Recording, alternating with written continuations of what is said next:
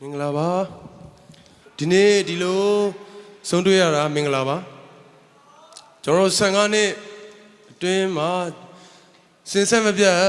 အမြဲတမ်းလိုလိုအားပေးတဲ့ပြည်သူအလုံးကိုဒီနေ့ကနေကျွန်တော်အဖွဲ့ကကျေးဇူးတင်တဲ့အကြောင်းပြောချင်ပါတယ်တချို့ကန်ဆာမဲတွေမပေါက်ကြဘဲနဲ့အရန်လာကြည့်ခြင်းတဲ့တကယ်ချင်းတွေကိုလည်းကျွန်တော်သူတို့ရဲ့လိပ်စာတွေနာမည်အားလုံးကိုကျွန်တော် record လုပ်ထားပါတယ်နောက်များမှာကျွန်တော်ကြုံကြလို့ရှိရင်အဲ့ဒီလူတွေကိုဦးစားပေးပြီးတော့ကျွန်တော်ကြည့်လို့ရအောင်စီစဉ်ပေးဖို့ကိုလင်းနဲ့ကျွန်တော်စီစဉ်ထားပါတယ်အားလုံးမင်္ဂလာပါကျွန်တော်စီစဉ်နောက်ဆုံးတစ်ပုဒ်အနေနဲ့ဒီလောကထဲမှာကျွန်တော်ရဲ့ဘဝကိုပြောင်းလဲစေတဲ့သင်တစ်ပုဒ်ကိုကျွန်တော်တည်ဆိုချင်ပါတယ်